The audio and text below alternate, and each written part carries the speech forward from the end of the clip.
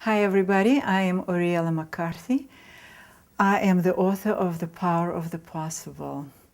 This video is being recorded in honor of the International Day of Forgiveness, which is celebrated every year on the first Sunday in August.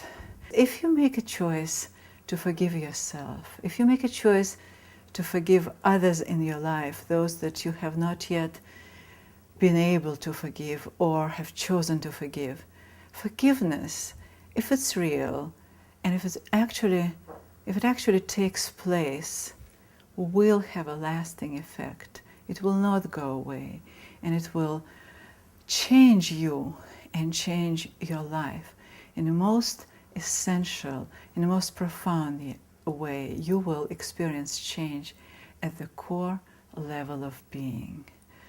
And this is what I want to talk about. I want to talk about forgiveness and why it is so important to forgive yourself, to forgive others, because it is really still a controversial subject, something so many have very different reactions to, something so many resist, fight against, and don't want to do.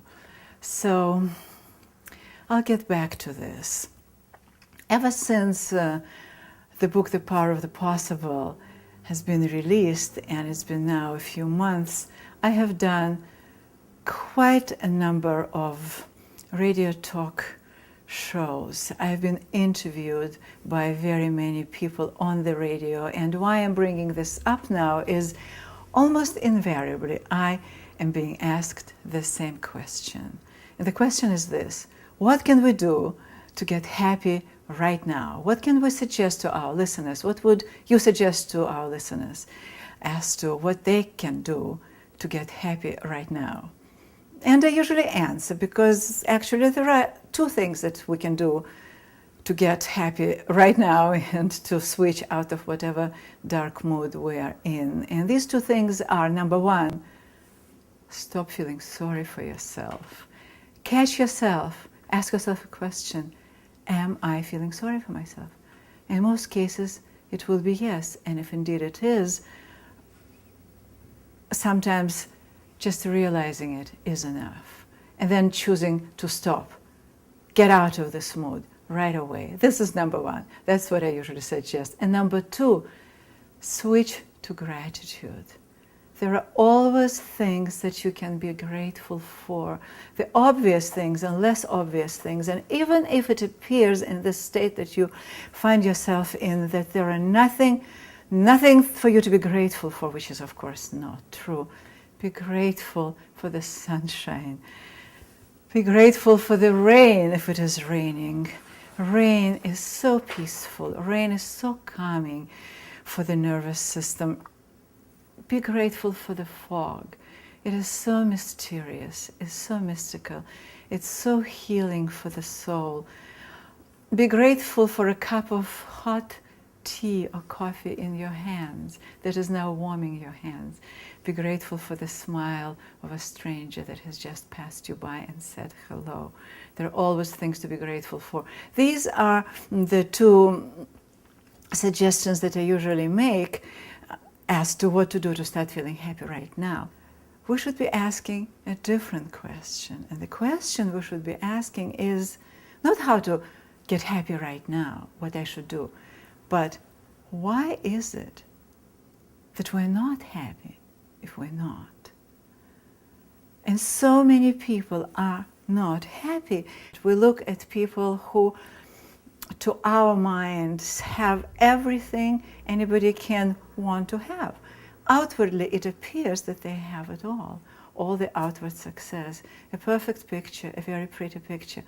And yet, very often, these people find themselves unhappy, and they don't know why. It always feels that they're missing something.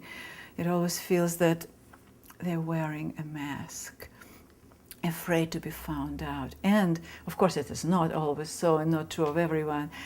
But if this is the case, the reason for this, in the great majority of cases, if not in all of them, is their inability of forgiving themselves and their not having been able to, or not having chosen to, forgive others.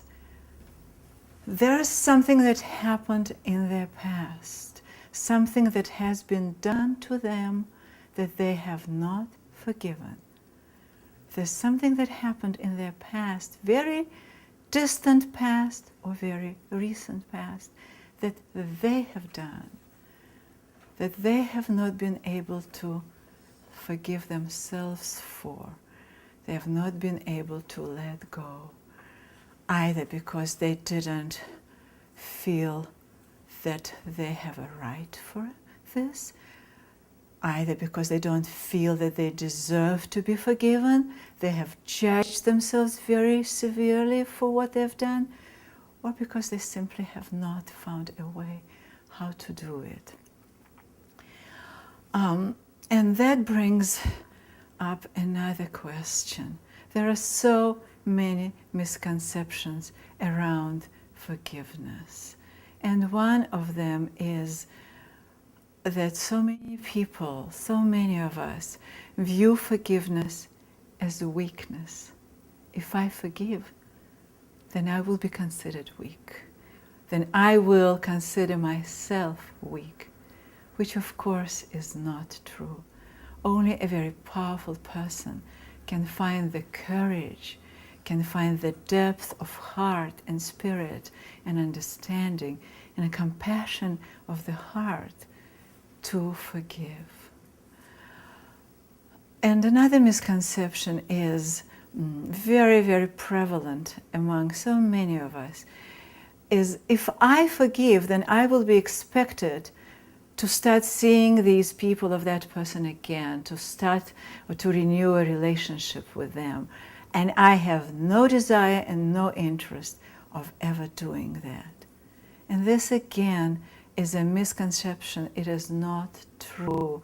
You never ever have to renew, restart that relationship. The only reason to forgive is to set ourselves free.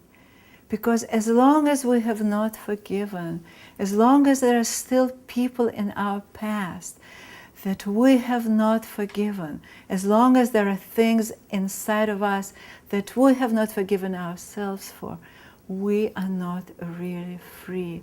We're not really free from the pain of what has happened.